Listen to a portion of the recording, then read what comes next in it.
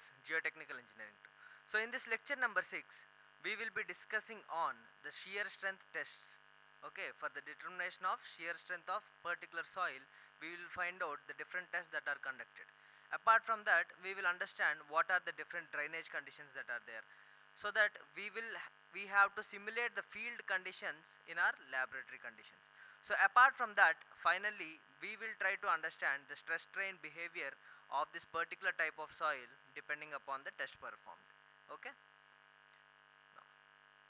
so coming to the course outline, so till now we have discussed the basic strength to the mechanism of shear strength, and then some of the theories like Mohr-Coulomb theory, and then how Terzaghi modified this Mohr-Coulomb theory, and then in this stage now we will be starting with the tests that are to be performed to find out the shear strength of a particular soil, and then the different drainage conditions as well as the stress strain behavior.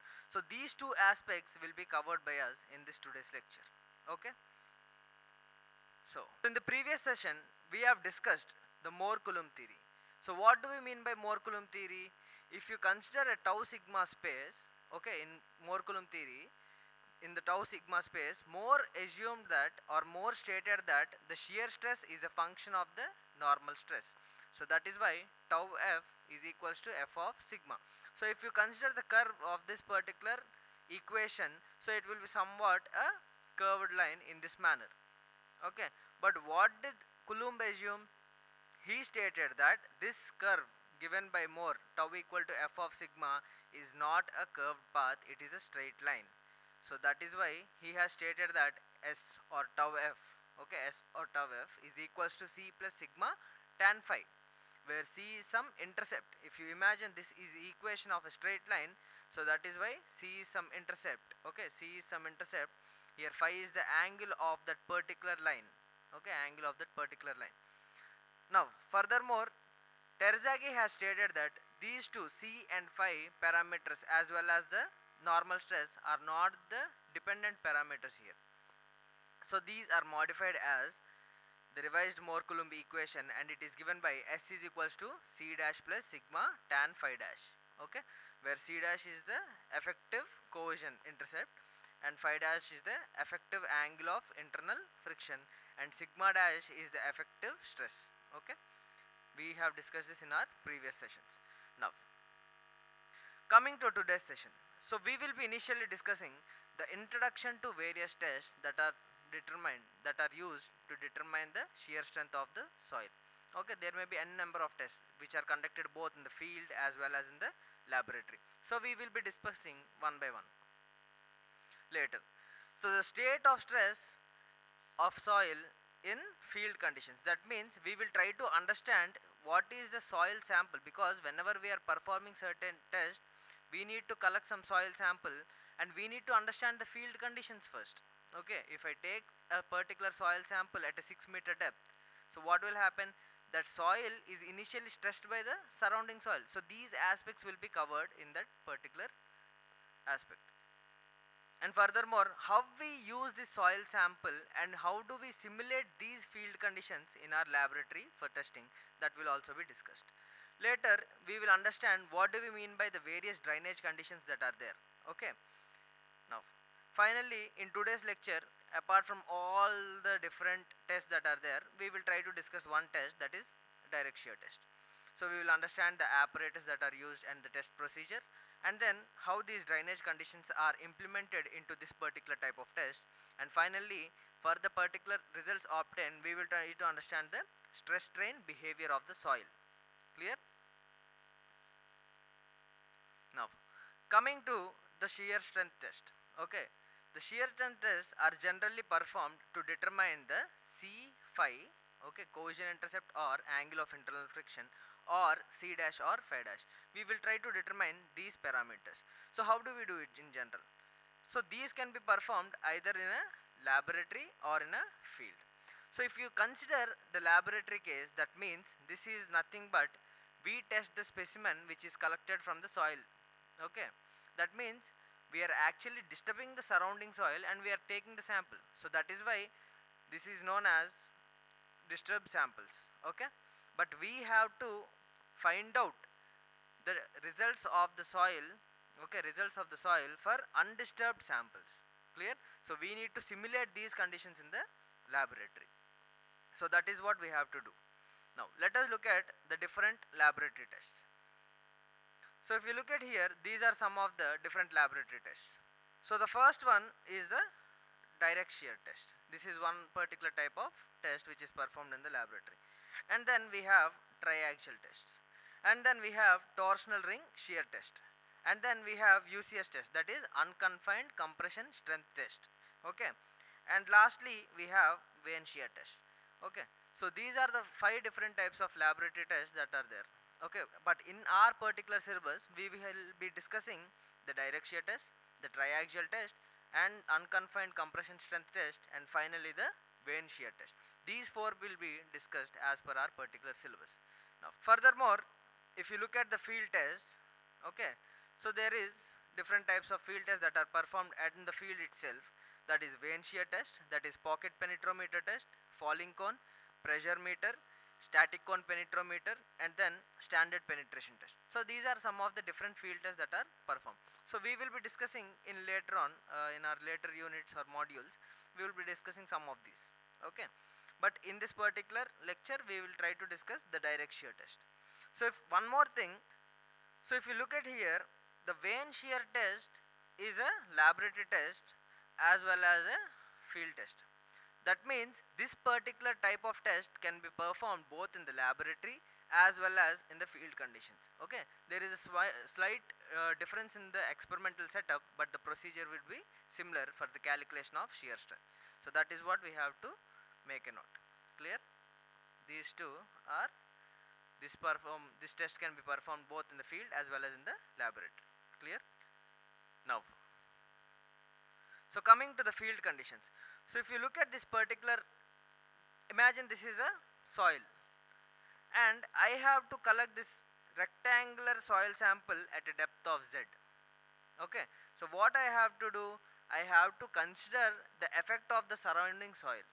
Okay, if you look at this particular diagram, imagine this is a rectangular body where the soil sample, this I have to collect at a particular depth Z. So this is having, say, sigma h is the stress along the horizontal direction, and let sigma vc be the stress along the vertical direction because of the external soil present around this considered mass. Okay, so this is just before construction.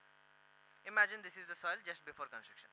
Now say the soil is now acted upon some external load. Say on this particular type of soil I have to construct a particular structure. So for time being I have considered a foundation. Okay, so what is happening, this additional stress, because there is some external load along the horizontal direction, there is no external load because only soil is present.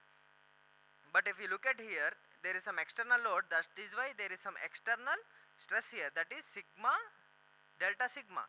So that is acting upon the vertical direction. Since it is acting in the vertical direction, so that is why we are giving sigma vc plus delta sigma. So that is the difference. So what is our aim as a civil engineer? We need to understand that in this particular case, whenever we are constructing any structure, we need to determine whether the soil can take this additional stress or not. Okay, whether the soil can take this additional stress or not, that we need to decide. Clear? So that is the whole purpose of our civil engineering. And later, as a geotechnical engineer, you have to observe that whether this additional load can be taken by the soil at this point or not, because of this additional load there may be a shear failure. There may be a shear failure in that manner. Okay, in that way. Clear? So that is what we need to understand. So these are the field conditions. Now coming to our laboratory conditions, because I am collecting some amount of sample from the soil, I need to simulate them in a laboratory conditions. So if you look at here, imagine I have taken some amount of soil sample from this point. So because I have taken some amount of soil sample, what is happening? The external loads that is coming is actually zero, because I have taken from the ground, I am just holding it in my hand, say. So there is no external load in any direction. So that is why sigma is zero in all the 3 directions or all the 4 directions. Clear? Now, so how do we simulate? So initially we need to simulate them to the field conditions. We need to make sure that initially the field conditions are obtained. So we have to apply some external stress in such a way that, or external load in such a way that we attain the soil as a field soil by applying some external set, say sigma hc in the horizontal direction and sigma vc in the vertical direction. And now once this is done, what we can do, we need to apply the additional stress now. We need to apply that additional stress, say for example, because of that external load, say the building load or the foundation load, we need to observe whether the soil is failing or not. Okay, so that can be done in two ways. The first one is a triaxial test method. This is because I am mentioning triaxial test here. Out of all the laboratory tests, this is one of the most important test. Okay, so in this particular case, directly we consider a soil sample in this manner and we apply some additional load in the vertical direction, just as we have seen in the previous case. Okay, so because of that there will be a failure plane after some amount of time or some amount of load. Okay, so this is one method. The other one is the indirect method, that is direct shear test. So this is some different method where the soil is having the same conditions, but instead of here, if you see the failure plane is making an angle theta, say here the failure plane is making an angle 0 with the horizontal. That means in this particular type of method we try to make sure that the failure plane is horizontal. Okay, in general case we may get failure plane in any direction, but in this particular test we try to state that the failure plane is horizontal and we try to do the test. We will understand more in detail about this particular test later on. Okay, now let us understand the different drainage conditions that are there. So do you mean by different drainage conditions? That means these drainage conditions are nothing but we have to simulate the field conditions to the laboratory. What do we mean by this simulation field conditions to laboratory? Means if you take a soil sample, say, okay, imagine I have taken a soil sample from a ground. That soil may be either saturated, partially saturated, or a dry soil, or a submerged soil, anything. The soil may be any of these four. Okay, so if I just test for a dry soil, I may not actually get the accurate result for a partially saturated soil. That means if the soil in the field is a partially saturated soil, now I have taken the soil sample and I have tested for it as it is a dry soil, because I have dried it in a oven and then I have tested for this soil. So that means I am not actually getting the result for this partially saturated case. So that field conditions have to be attained. This can be attained by these drainage conditions. Okay, so how do we do this? This is generally done in two stages. Okay, this is generally done in two stages. The first one is the consolidation stage. The first one is the consolidation stage. That means after simulating it to the field case, if I have a sample, after making it to the field condition, if I apply some external load, okay, in that particular initial small time, what will happen? Consolidation will take place. Consolidation means dissipation of pore water pressure. That means because of this external load, this water will try to come out, as we have stated, consolidation. So consolidation is nothing but dissipation of pore water pressure. Okay, so in this stage we apply some confining pressure. Okay, that is also known as normal stress or confining pressure. We will understand more in detail. Coming to the other stage, that is the shear stage. Initially the dissipation of water will take place in the consolidation, but in later stage, because of this stress, additional stress, what will happen? Shear will take place. Okay, ultimately we need to test for shear only. Okay, so in this stage, due to this additional load, what will happen is shear will takes place. So these are the general two stages that will occur while testing any soil sample for any of the laboratory test. Okay, but applying drainage conditions, this should be understood more clearly. Let us try to understand. So if you look at the drainage conditions, there are three different drainage condition stages.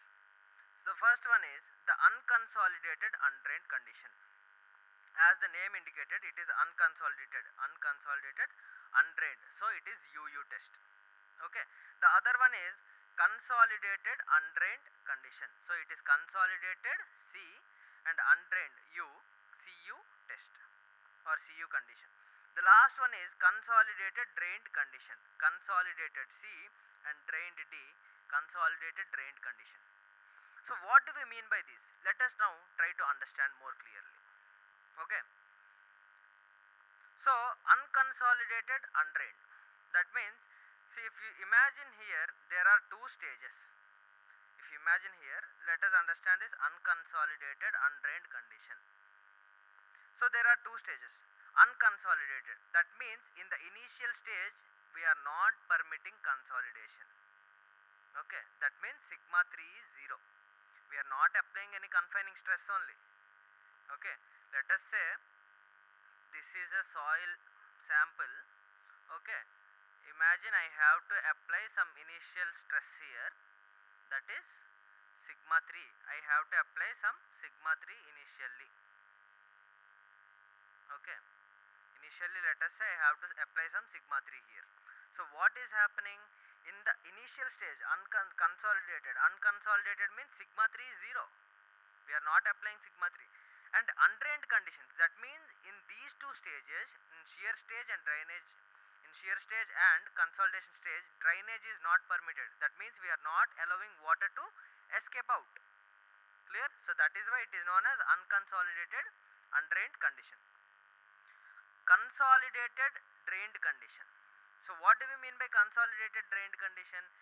As you can see here, it is consolidated. That means initially consolidation is taken place. That means sigma 3 is applied and dissipation of pore water is happening. Okay, and in the later stage undrained, that means there is no drainage permitted in the shear stage. There is no drainage permitted in the shear stage. In the initial stage consolidation is taken place. Okay, in the undrained case, that means in the shear stage there is no drainage permitted. Okay, that means once we are applying some external load, there is no drainage permitted. So that type of thing is known as consolidated undrained condition. Now if you look at the consolidated drained condition, that is CD condition, consolidated drained, that means in both these stages we are applying confining stress, as well as that additional drainage is permitted, due to this type of case. Okay, now, so let me repeat this once again. Unconsolidated undrained test, that means in the consolidation stage there is no consolidation happening, that means confining pressure is not applied, and undrained means in the shear stage there is no drainage permitted. Now consolidated undrained CU test, that means consolidation stage is happening, but in the shear stage we are not permitting drainage. We are applying load but we are not permitting drainage. And lastly consolidated drained, that means in case of this stage both consolidation is happening and shear is also happening, that means drainage is also allowed in both these stages. Clear? So that is what we need to understand more clearly. So these three cases may be performed. These are the different three drainage conditions that may be performed, but always there will be two stages that will occur. Whenever we are testing any soil sample, that has to undergo consolidation stage and shear stage. Always remember this. Now, so let us try to understand more clearly unconsolidated undrained. So as I have stated, the drainage is not permitted. Unconsolidated undrained, drainage is not permitted in consolidation stage as well as in shear stage. Okay, now, and this can be because there is no drainage permitted, simply I can just put the sample there, no dissipation of water. That is why it is a very quick test. This can be conducted very quickly. Now, so that is why it is known as quick test, also known as Q test. Okay, now let us now look at the CU test, that is consolidated undrained test. That means the specimen is allowed to consolidate. As I have stated, in the first stage consolidation will happen, that is why consolidation in the first stage is happening, but no drainage is permitted in the second stage. No drainage is permitted in the second stage. Now, so this test is known as R test. So how this is given R test means, initially UU test is given as Q test. So as a sequential order in alphabetical order, after Q it is R, So that is why it is given as R test. Clear? Now coming to the last one, that is CD test. So in this case drainage is allowed in both the cases or in both the stages. Okay, so that is why it is also known as S test. That is why it is known as S test. That means it is a sequential order: Q test, R test and S test. So this is a sequential order of alphabetical. Now let us now look at the direct shear test. Okay, this is one of the important tests. As I have discussed, direct shear test will be having a failure plane of theta, which is making an angle theta is equal to 0 degrees. That means along with the horizontal. So let us now try to understand more in detail. So let us now imagine this is a typical setup of a direct shear box. We will look at in more detail again, but this is a typical setup of a direct shear box which is to be placed on this particular type of arrangement having a roller, so that this can be moved in this direction. Okay, so now let us say I have to place a direct shear box in this manner. So if you look at here, this is a typical direct shear box. Say the direct shear box or the test sample that is placed, this is the test sample that is placed, it is having dimensions of 50 by 50 mm. Okay, so now I need to understand more in detail how this arrangement is taken and what are the test procedure. So before that, let us look at the apparatus once again. So this is a typical direct shear box. So these two, where the soil sample, above the soil sample and below the soil sample, there is a porous disc placed, so that the dissipation of water will takes place from the soil. Okay, if there is no drainage permitted, then perforated grids are placed here. Clear? Now, so this is a pressure plate. Because of that, whatever external load we are applying, that pressure plate will distribute the stress or load onto the soil equally.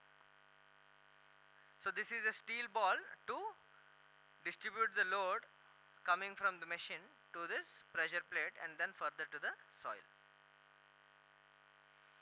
This is a proving ring which is used to measure the shear force. Okay, now let us try to understand more in detail. So in the first stage, what we do, we apply, in this case we apply some amount of additional load. Okay, we apply some amount of additional load. So the load is distributed from this region onto the steel ball to the pressure plate and then onto the soil. Okay, this stage is somewhat different. So what is happening now? This is the initial stage. So after some amount of time, we need to apply some amount of load in such a way that, okay, now if you look at here, after applying the axial load, I have to apply some amount of shear load. So that means this bearing plate, okay, horizontal displacement has to be measured again. So this bottom plate that is there is now moving because of this shear load. Okay, so if you look at here, it will try to shear after certain amount of time. So this shear force is actually measured by this proving ring that is placed here. So that is the purpose of this proving ring. So this is the typical arrangement. Okay, so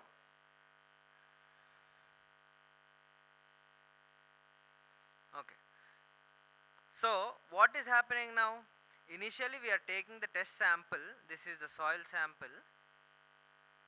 This is the soil sample which is prepared. Say it is having 50 mm by 50 mm soil sample dimensions, and it is placed with a porous plates on above and bottom, and then pressure plate is placed on it, and the load is distributed from the steel ball to the pressure plate and then to the soil.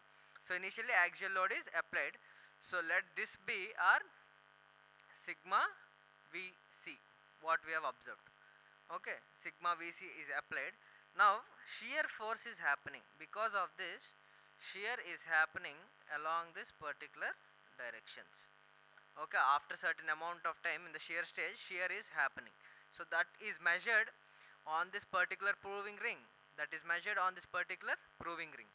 Okay, so this is the typical arrangement where the test procedure, the soil sample is going through this kind of stage. Now So if you look at here, in this particular image, if you have a detailed observation, this is the typical arrangement of this entire direct shear setup what we observe in the laboratory. You may get some disturbance here because the image is not clear, but still whatever we have seen till now, that direct shear box is nothing but this particular box. Okay, so this is the box that we have seen with this setup.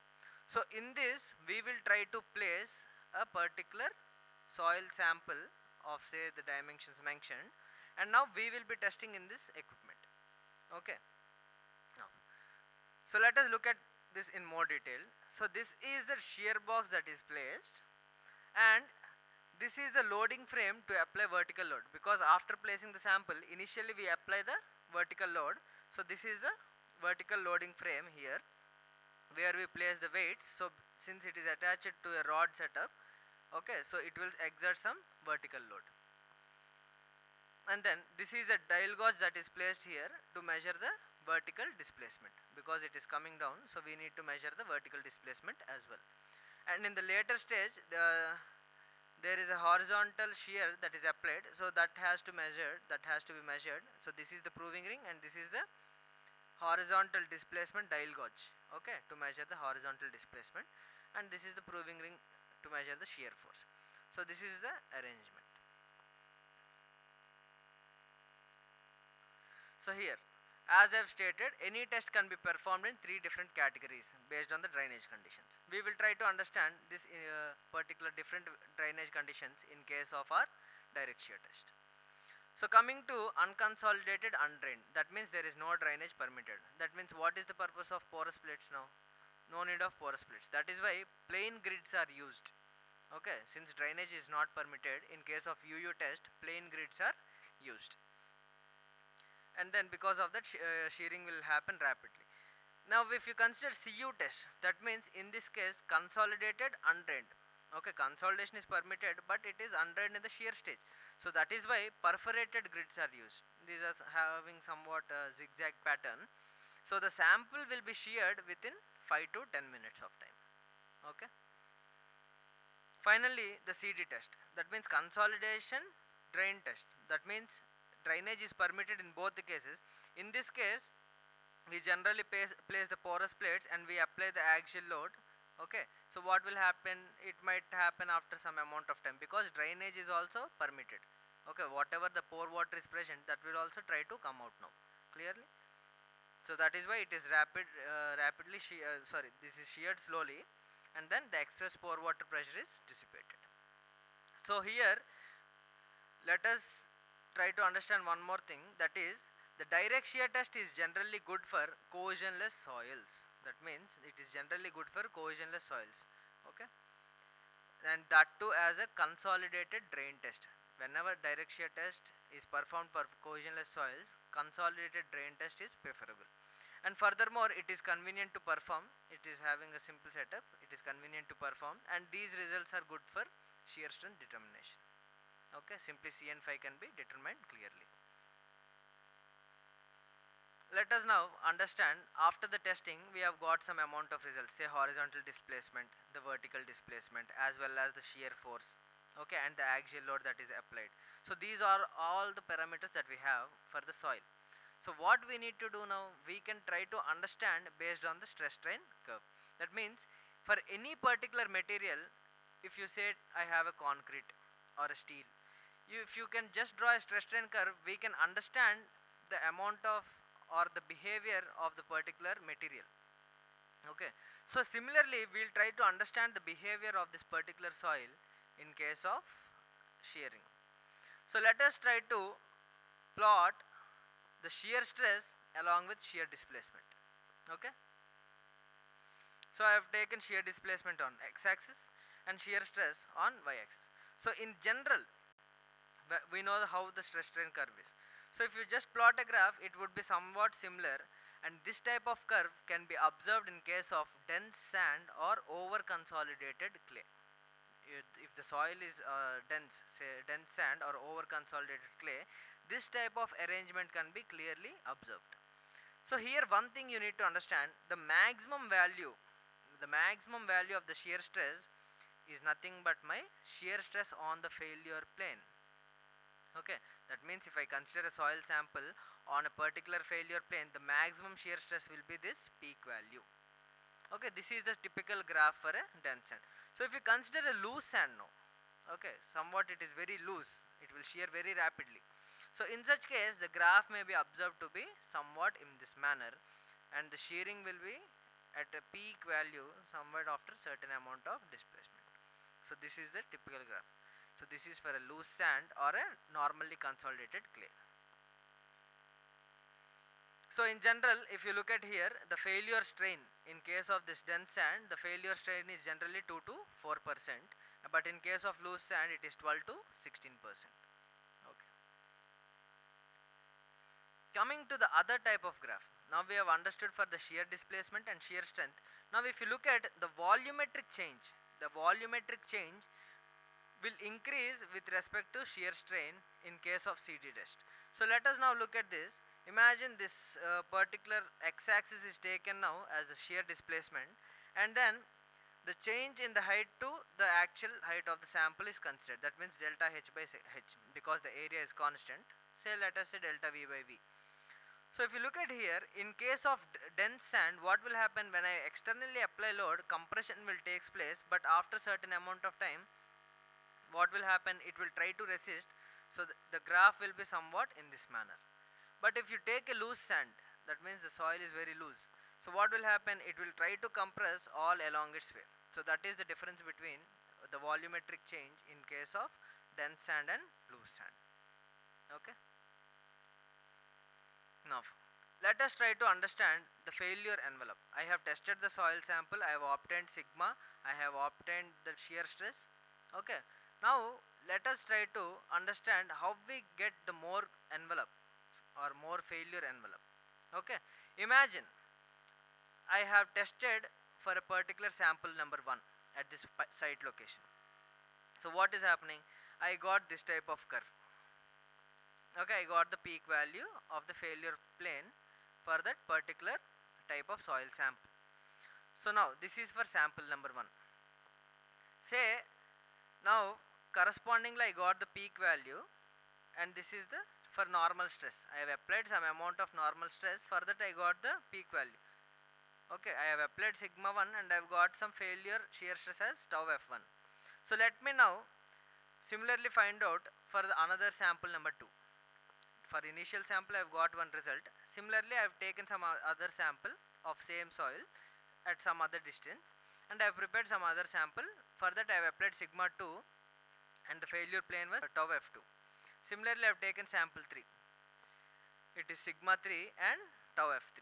That means I have tested 3 different samples for direct shear, where I have observed that the failure stresses are, shear stresses are tau f1, tau f2 and tau f3 respectively. So how do we plot a more failure envelope? We have understood that more failure envelope can be plotted on tau and sigma space, that is sigma and tau space. So using this, let us try to draw this, that is normal stress on x-axis, that is sigma, and shear stress on y-axis tau f. So let us now mark these values now. Imagine for the first sample the plot is somewhere here.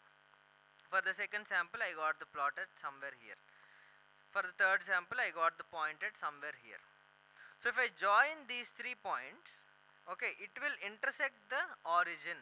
It will intersect the origin in this particular case, because the reason is it is consolidated drained for cohesionless soil. If it is a cohesionless soil, what is our case? Cohesionless soil means it is not having any cohesion. That means C is equal to 0.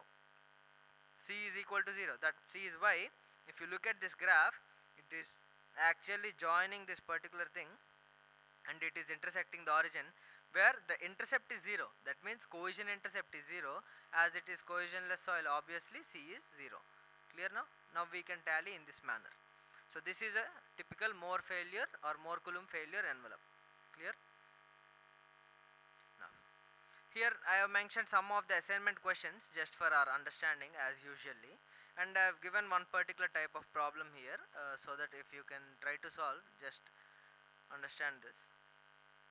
Okay. Now, furthermore, in the upcoming lecture, we will try to discuss the other different type of test that is there, triaxial test. Now we have discussed the direct shear test. We will be discussing the triaxial test in our upcoming lecture. So thank you very much for this opportunity.